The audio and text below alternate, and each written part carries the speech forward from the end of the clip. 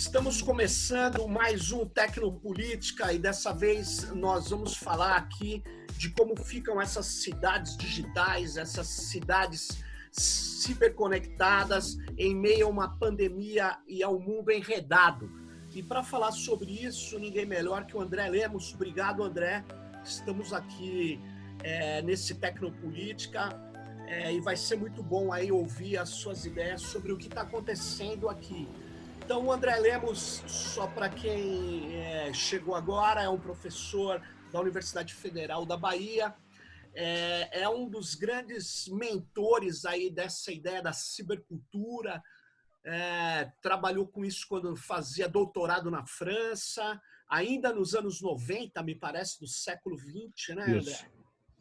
E é isso aí. Então, vamos lá, André. Depois de tudo isso, da internet virar essa rede e dessa conectar o planeta inteiro praticamente, independente de existirem áreas de pobreza, mas ele está recobrindo todo o planeta, nós estamos vendo que essas redes, as redes físicas continuam, obviamente, a própria internet se assenta sobre redes físicas, mas os vírus que nós estamos enfrentando, esse vírus, ele se conecta em rede, né? E nós estamos enfrentando ele com uma outra rede, redes lógicas contra redes físicas, e eles se misturando. O que você está vendo de tudo isso aí, André? Conta aí pra gente. Beleza. Primeiro, obrigado aí pelo convite. É um prazer participar aí com você do Tecnopolítica. Muito legal essa sua iniciativa aí. Parabéns. Espero que ela dure muito tempo. Legal. Olha só, eu acho... a gente tem uma mudança muito grande no que era a internet, no que ela é hoje, né? Assim, eu acho que a potência emancipadora ela está aí, mas ela foi atravessada aí por essa nova maneira de dataficação, de usar os dados, de colher dados, que no começo da internet, nos anos 90, a gente não tinha, né? Os algoritmos estavam aí, mas eles não eram essa espécie de demônio aí no meio do sistema que vai dizer, olha, isso aqui o Sérgio vai ver, isso aqui ele não vai ver, isso aqui ele vai receber, isso aqui ele não vai. A gente não tinha isso, né? Era uma coisa mais aberta. Então, isso mudou muito. E o regime hoje da internet é esse regime de ampla dataficação, quer dizer, não é a digitalização do mundo, mas é a transformação de qualquer sentimento, ato, ou mesmo coisas que a gente acha que quer fazer, mas desfaz, captados como dado e para gerar ações futuras, né? Mercadológicas, políticas, sociais, bem amplas, né? E por um regime de ampla, essa estrutura que você falou, hoje essas estruturas elas estão hiperlinkadas com as estruturas das plataformas, né? As plataformas hardware e software, mas elas estão vinculadas a plataformas físicas, não é? Das estruturas físicas, aí data centers, toda essa infraestrutura de conexão e tudo, né?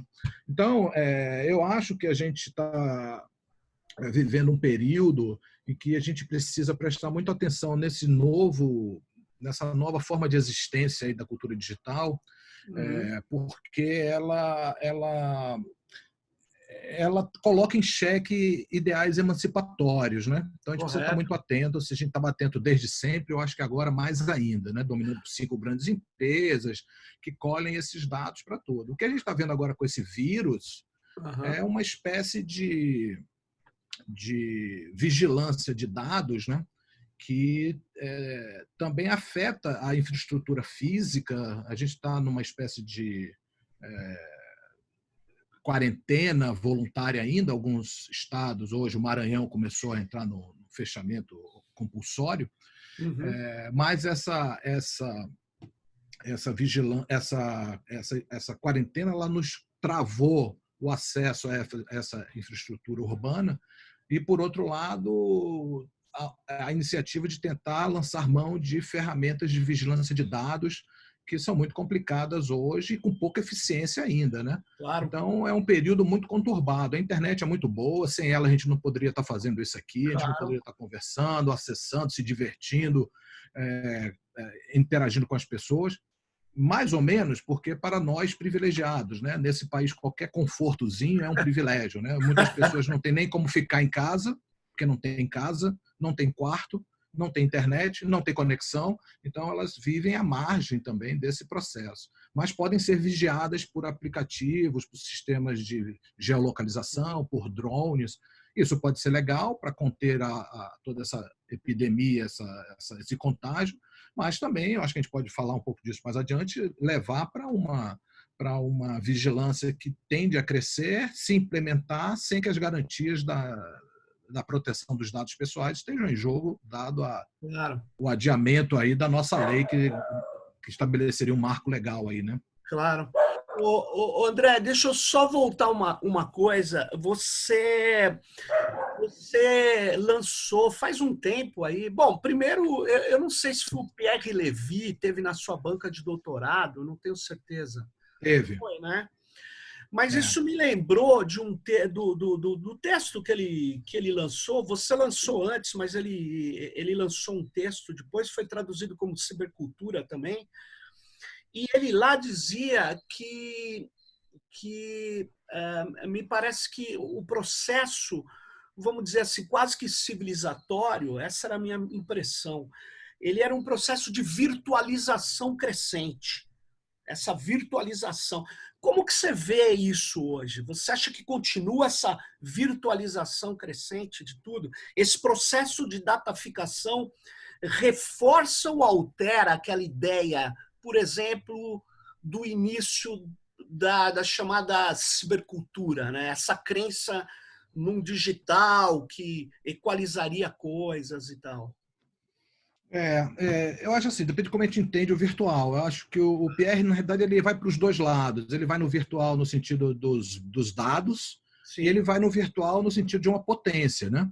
sim, Então, deleuziano, a assim. humanidade, a humanidade ela vai tentar aí buscar a atualização de potências, né?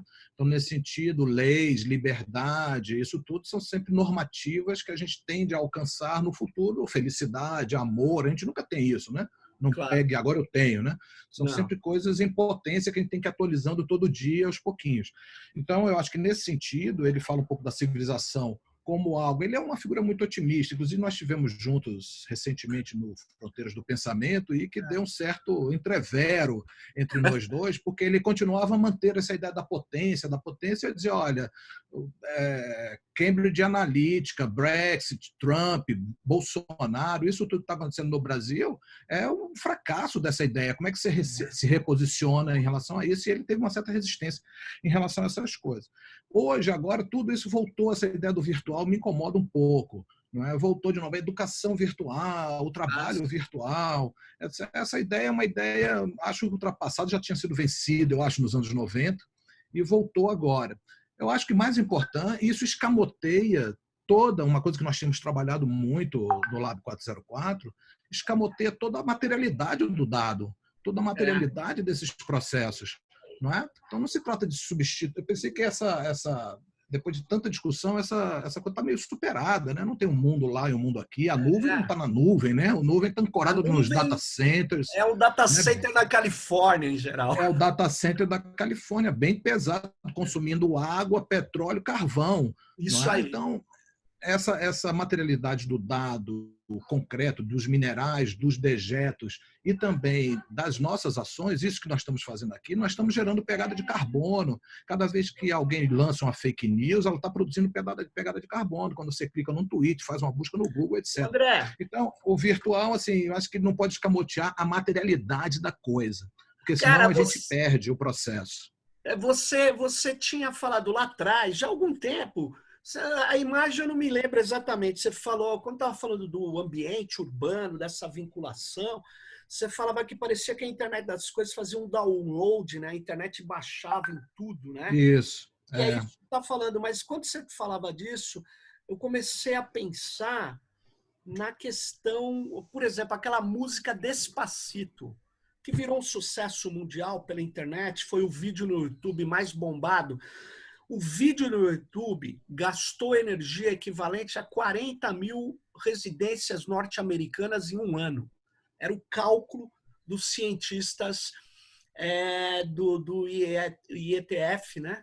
A respeito dessa vinculação que você está falando. Ou seja, nós falávamos Quantas vezes a gente não ouviu as pessoas falarem: ah, o digital protege o meio ambiente porque some com papel, né? Só que É, lembra disso? Só que você está falando, claro. estamos falando aqui, estamos queimando carbono, e na verdade esses data centers, exatamente por causa do processo de dataficação, cara, eles estão consumindo absurdas quantidades de energia, estão fazendo impactos ambientais que nós jamais preveríamos ali no começo dos anos 2000, sei lá. Então, essa questão que você levanta dessa vinculação, ela É, é tal e ela. claro. Porque nós estamos trabalhando muito nessa linha, assim, buscar entender uma relação entre mídia e antropoceno, porque normalmente quando se fala disso, se fala não é uma na comunicação isso não é um campo ainda muito discutido. Não é. Então essa materialidade do dado, ela passa um pouco despercebida, tanto no sentido de nós estamos acabando de terminar uma pesquisa, nós fizemos uma análise de como é que as fake news ajudam a poluir em cima do vazamento de óleo no Nordeste. Então analisamos 500 vídeos no YouTube com algumas hashtags, isso mostra 80% é fake news. Então, as fake news, o que as fake news jogaram de óleo em termos de pegada de carbono é igual o que caiu no Ceará inteiro. Caraca. Então, essa materialidade do dado é importante. Mais ainda, a materialidade da fake news ela não só atinge a ecologia, ela atinge a política. Porque a fake news ela é uma espécie de informação que não tem lastro, porque ela não é verdadeira, e ela mina a esfera pública no sentido de produzir um tipo de ação para um interesse muito privado, ela não é republicana. Então é como se fosse o vazamento do vazamento, ela é duplamente poluente, porque ela polui, ela destrói a esfera política e joga CO2 na atmosfera. Os dados com boas notícias para que a gente tome consciência do meio ambiente, da natureza, etc., também consomem. Mas é como se tivesse ali uma despesa justificável, que é para formar o público, a consciência pública, não é? Entendo. Que seria justificável. Enquanto a fake news, ela é apenas para manipulação de grupos ou pessoas em prol de um interesse particular. Então, isso faz parte também da materialidade do dado. Né? Então, essa coisa a gente precisa prestar atenção nisso para não cair nesse discurso de que o digital é desmaterializado, que não polui, que está tudo nas nuvens. Né? Isso vai dar uma ancora politicamente o dado como É, o dado. Dado é petróleo, não é uma metáfora. É verdade. é verdade. Nesse sentido, ele cria um É, impacto ambiental. grande parte dos data centers consomem petróleo e carvão. Claro, Sim, as empresas hoje estão tentando chegar num zerar a pegada de carbono. As grandes empresas, Apple, Google, etc., estão tentando, mas equivale a 4%. Alguns autores falam que 4% da energia total do planeta é mobilizada nos data centers. não, isso Então, vai crescer, né? Porque se a competição por dados não parar, porque tem uma outra coisa, não sei o que você acha, André. Eu vejo muitos textos falando assim: a tecnologia está indo por esse caminho como se fosse natural. Na verdade, isso é uma vinculação com o modelo de negócio. Como você disse, esse tipo de algoritmo, esse tipo de coleta de dado, ele tem uma intenção, ele tem um objetivo, não é uma coisa claro, assim, ele é inerente à tecnologia. É claro que a tecnologia permite, óbvio, né? Mas ele não é é, inerente, ele não tem esse caminho, né?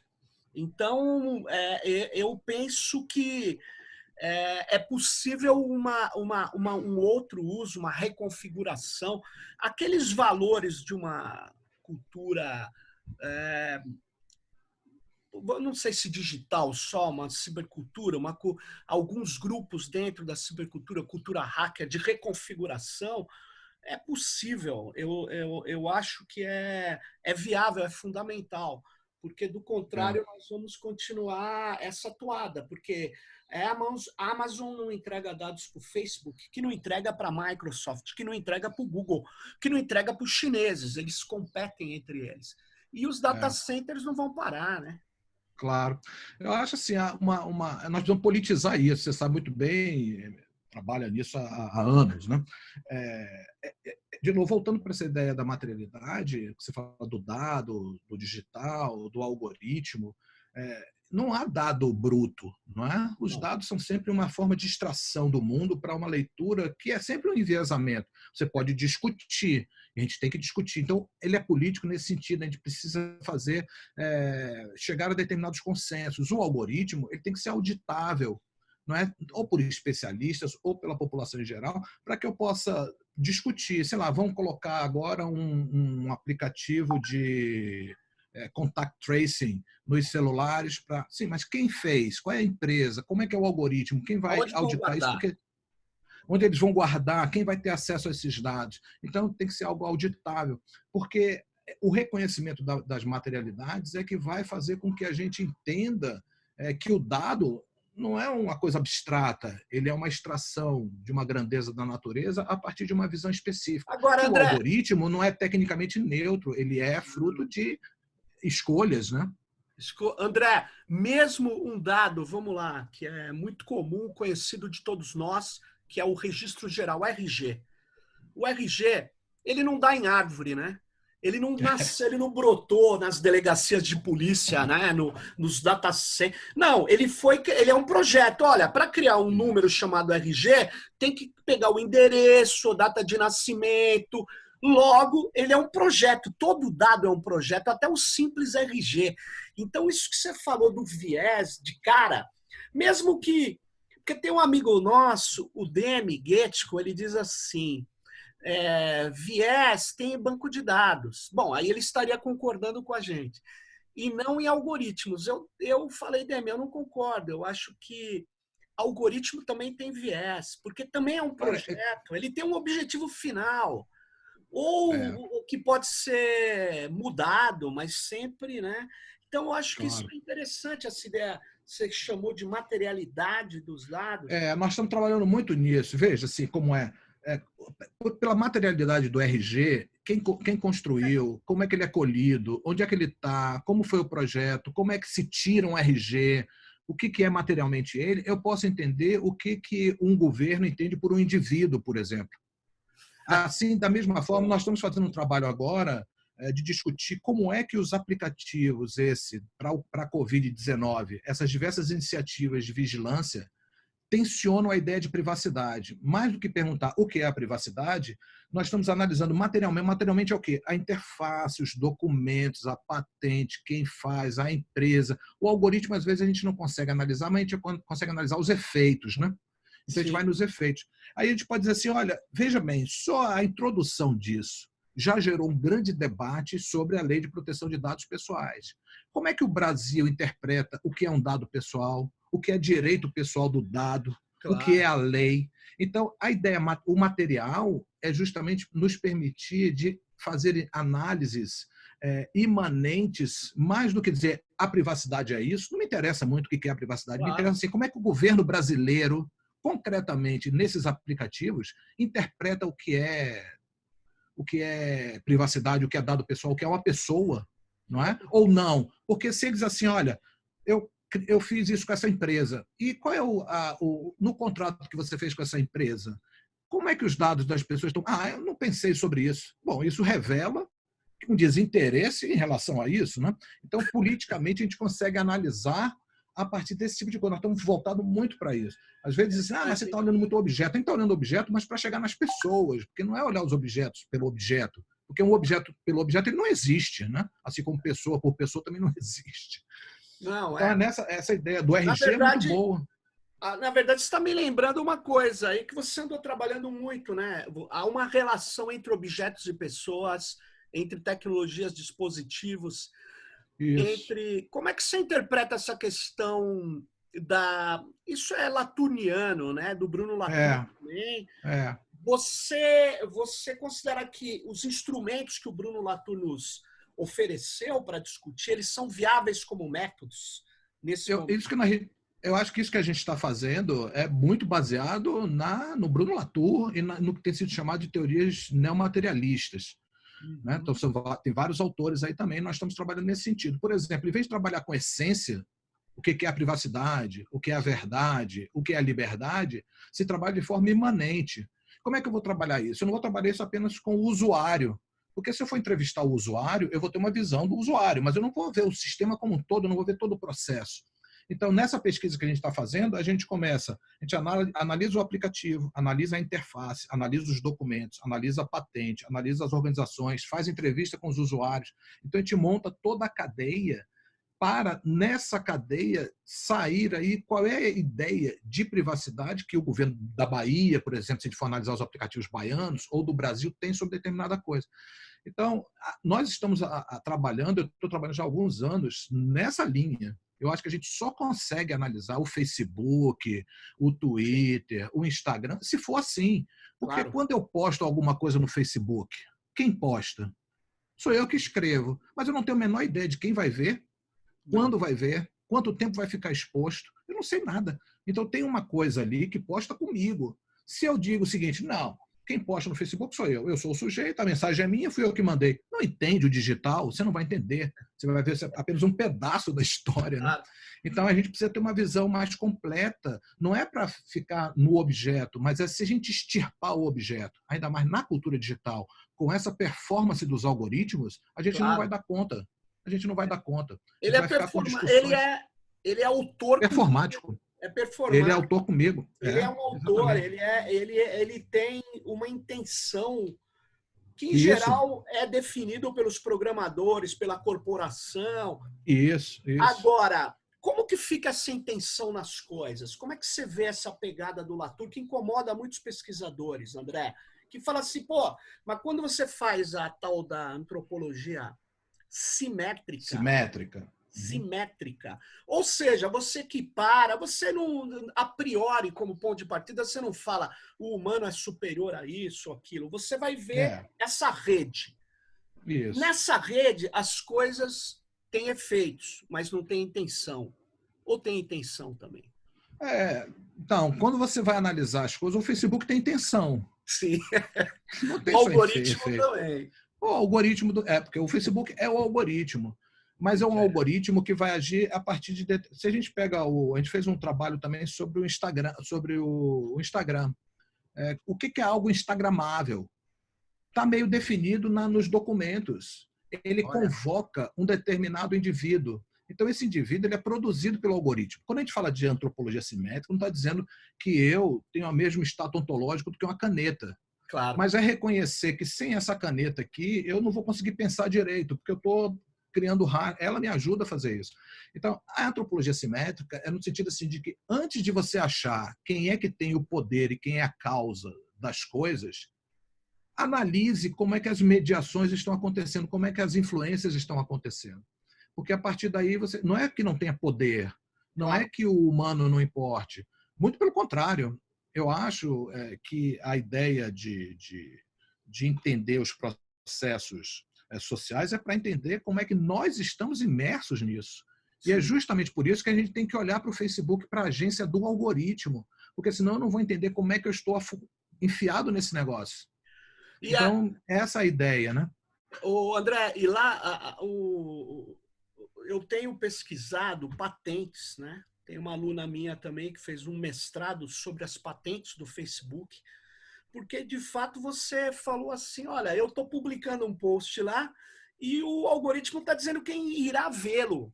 Não é todo mundo que vai ver, mas quem que ele escolheu? Nem isso eu sei. É ofuscado, é opaco. Aí nós fomos em patentes, aí depois eu continuei vendo patentes da Samsung, patentes dessas corporações. É claro que nem todas as patentes estão em uso, mas elas estão registradas. Se elas estão mantidas, é porque eles querem usar ou porque eles acham que tem algum valor. O mercado patentário é alucinante, de bilionário, né? Então, as patentes, elas podem mostrar várias coisas. Eu até penso que quem tinha dúvida, lembra do Pokémon Go, aquele joguinho? Claro. Aí o cara falava, esse joguinho aí vocês estão fazendo teoria da conspiração, ele não pega dados de ninguém. Pô, mas você vai lá na patente, a patente é de realidade aumentada para jogos em ambientes urbanos com a finalidade de obtenção de dados. Claro.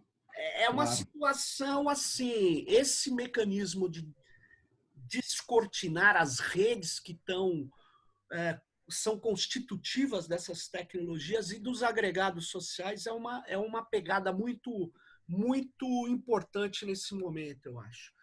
Que é A gente está...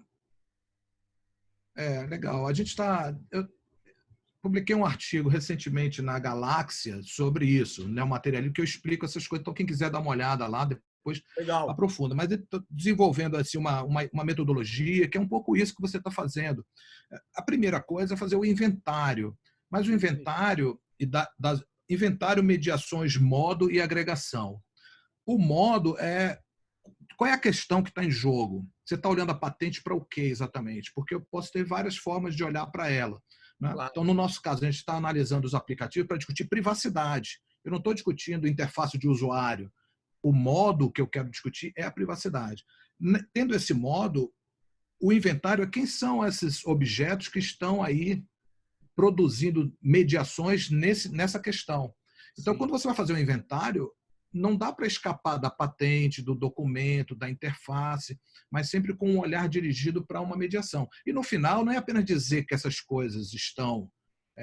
não é uma espécie de desconstrução do objeto, porque no final o que você quer dizer, olha, o governo brasileiro entende privacidade ou entende vigilância a partir materialmente desses objetos dessa maneira. Então você tem que depois remontar a história.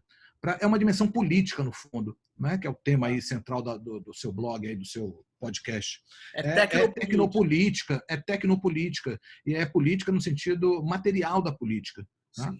Claro, você tem outras dimensões que são importantíssimas, importantíssimas. Nós temos que, quando eu digo assim, não quero saber o que é privacidade, claro que a gente quer saber, porque tem teóricos que falam sobre isso, então isso faz parte de uma visão. Mas eu não posso enfiar o conceito no objeto de paraquedas. Eu preciso que, imanentemente, o objeto venha me dizer o que está por trás dele. É isso que você está dizendo. Qual é a intenção? Não é colher dado o Pokémon GO? Né? O que ele quer exatamente? Qual é a intenção dele? Então, a gente tem que estar muito preocupado com isso, porque esse processo de dataficação, eu tenho chamado isso de PDPA, plataformização, dataficação e performatividade algorítmica. Eu acho que é isso que muda a cibercultura hoje do que ela era nos anos 90, inteligência coletiva, o mundo da emancipação, etc. Não acho que isso acabou, não. Mas eu acho que a nossa discussão política tem que ser mais forte. Agora eu ofereceria, mas eu acho que está dentro desses 3 elementos que você coloca como estruturantes aí, mas eu acho que o capitalismo que a gente tem hoje, ele é preditivo, né? Claro, a vigilância é um passo para a predição, e a predição é para modular o comportamento, esse conceito deleuziano de modulação, porque que é, na verdade, do Simondon, mas o Simondon usa mais ou menos num sentido mais forte, eu diria, porque para o Simondon o indivíduo não é ele é individualizante, né? Ele tem um processo o tempo todo dele se constituir, né? E a modulação é esse processo de constituição. Mas o que eu estava pensando aqui é que se você faz hoje projetos de dados, André, para captar coisas já com o objetivo de interferir nas ações.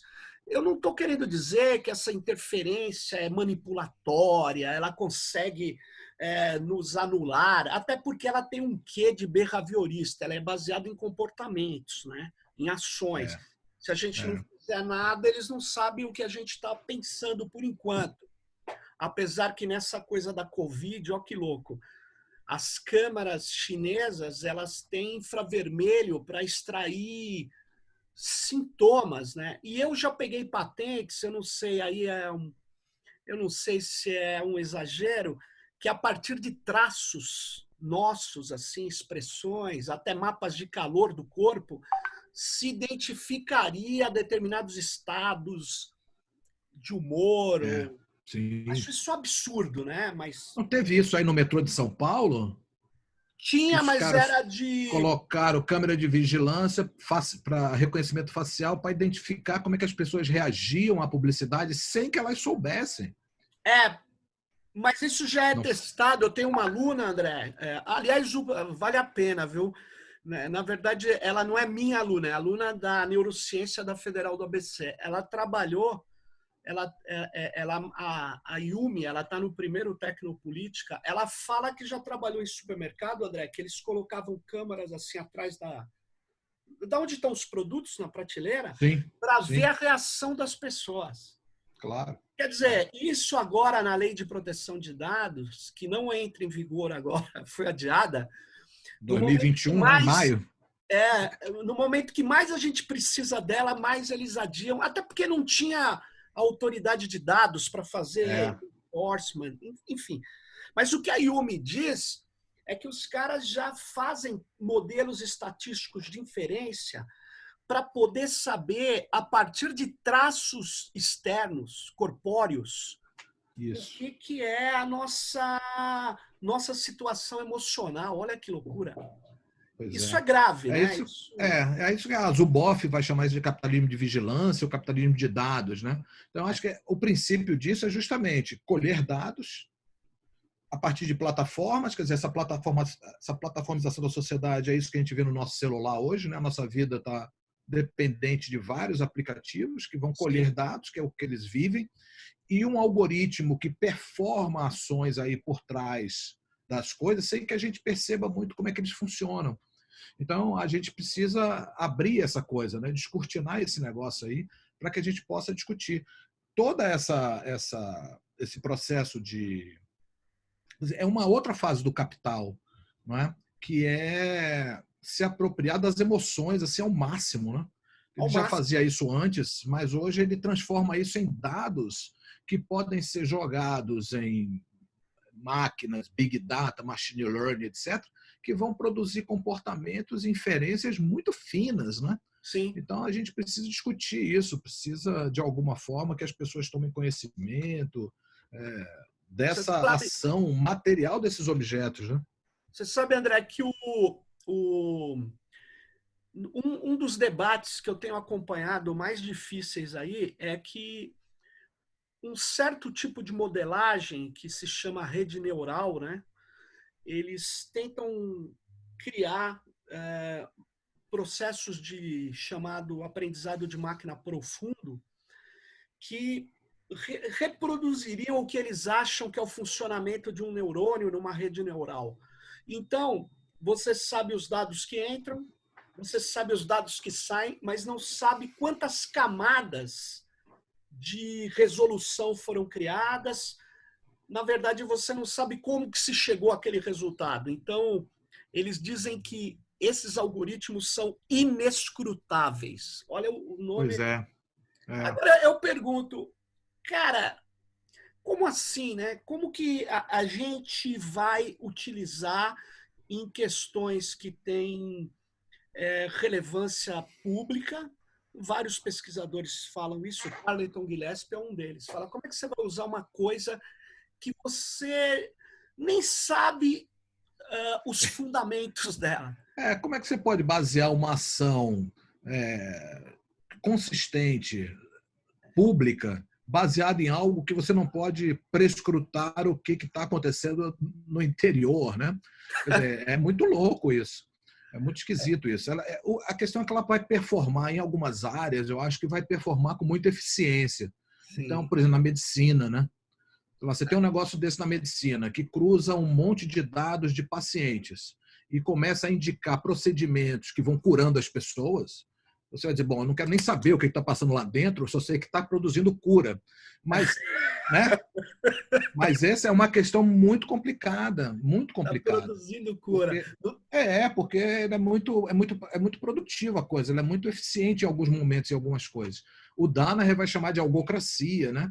Essa coisa, você vai Sim, transferir isso para uma decisão política, urbanística, de decisão que atinge a esfera pública, de lei, você vai fazer leis assim? Não dá, né?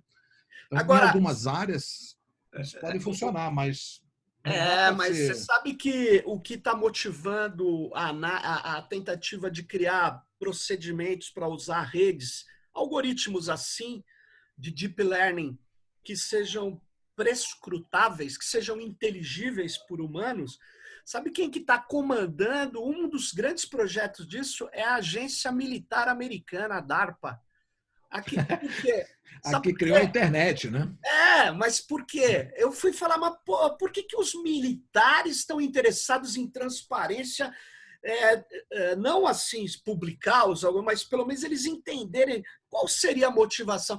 E a motivação, eles mesmos dizem, eles falam, eu não posso usar para ter robôs letais. Eu não posso usar um robô que eu não sei como ele chegou a um determinado tipo de decisão para atirar ou não atirar, por exemplo, drones não tripulados, porque os Claro. humanos estão dando muito problema para eles. Os humanos não estão querendo fazer coisas, enfim.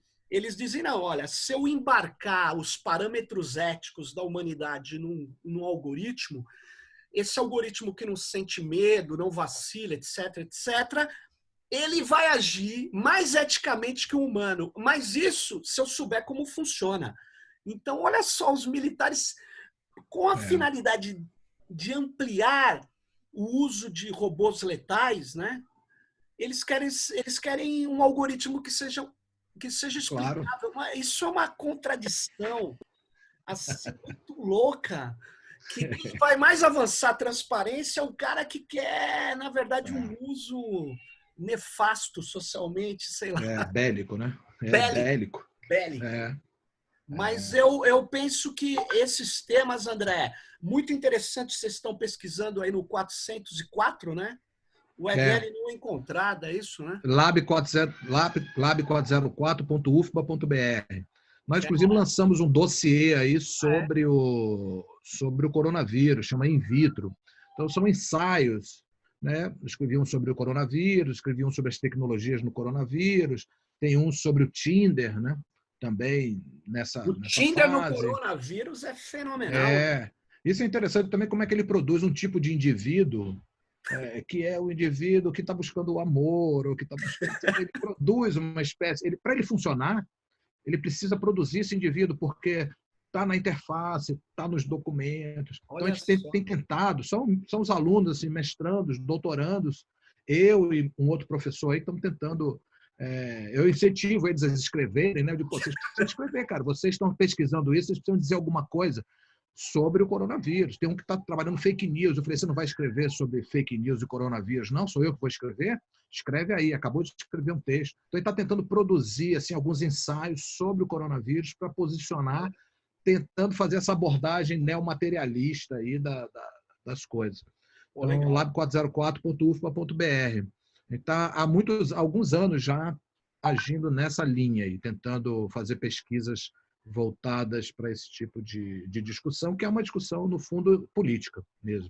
Ô André, De deixa politizar eu os só. objetos. No meio da conversa, você tem, assim, porque a gente tem um tempo aqui no Tecnopolítica por episódio, antes da gente acabar, eu queria ouvi-lo sobre a questão de um termo que aparece já há uns 2 anos, que é o neocolonialismo de dados. Colonialismo de dados. Eu não sei se você já teve contato com Coldre, Merrias e outros pesquisadores que recuperam o Quijano, a ideia da colonialidade, dizendo que o colonialismo histórico acabou, mas a colonialidade, essas estruturas colonizantes permanecem e hoje com os dados elas são amplificadas. Você acha que tem alternativa a isso? Porque você, numa hora aqui da nossa conversa, você falou essa questão de open, essa questão de práticas colaborativas, inteligência coletiva, isso ainda existe, mas até que ponto, qual é a alternativa a esse mundo dataficado? Não existe? A tecnologia vai e a gente não tem como oferecer resistência? Aí é uma opinião, eu sei que isso não é uma pesquisa. Mas o que você acha disso? Eu acho, primeiro, que a gente tem que ir de novo, né? A minha investigação está indo sempre para algo imanente, né? Eu acho que existe, claro, efetivamente, uma neocolonização do dado, porque são homens brancos, ocidentais, na maioria de classe média, né? Tem uma invisibilidade muito grande, com diferenças que não estão nesse mundo, não participam disso e são levados a reboque. Então, tem uma espécie aí de neocolonialismo efetivo a partir dos dados. Para mim, me interessa como é que isso acontece concretamente. Certo? Então, falar assim, ok, tá, é interessante, mas isso acontece como exatamente, por exemplo, no Facebook ou no aplicativo tal. Para mim, a minha pergunta vai logo assim, ok, mas onde e como isso está sendo produzido? Então, me interessaria muito discutir isso. Acho muito interessante. Não temos ninguém trabalhando nessa linha. Nós temos uma doutoranda que está trabalhando aplicativos de trânsito e enviesamento de gênero. Como é que os aplicativos de trânsito produzem uma ideia de gênero, né, na sua materialidade. Então, está tentando investigar isso. Então, acho importante. Acho difícil uma regressão desse mundo dataficado hoje. Eu acho que o que a gente precisa, de novo, é prescrutar os dados, entender os dados e abrir essas coisas para o debate. Eu acho que não tem muita saída. Nós somos muito... o desenvolvimento do mundo digital, ele é muito poderoso. Muito poderoso, muito importante também, né? Porque nós temos coisas assim, o que seria do conhecimento, da ciência, né? Sem a internet, né? Sem a dataficação do mundo, né? Então, mais precisamos entender como é que para usar o termo do meu amigo Muniz Sodré, que está hospitalizado aí com a Covid, sim, ele vai falar dos BIOS, né? Vai falar do BIOS midiático, dos outros BIOS, para ele existiria um outro BIOS.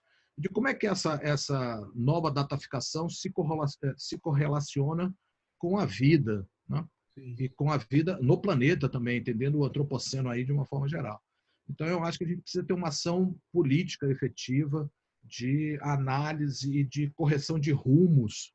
Eu acho que você falava dos hackers, eu acho que os ativistas aí são fundamentais e continuam sendo fundamentais para mostrar esse estado de coisas aí, porque se a gente não politizar os objetos, efetivamente nós estamos ferrados, né? Porque vai ser o paraíso dessas grandes empresas de um colonialismo gigantesco.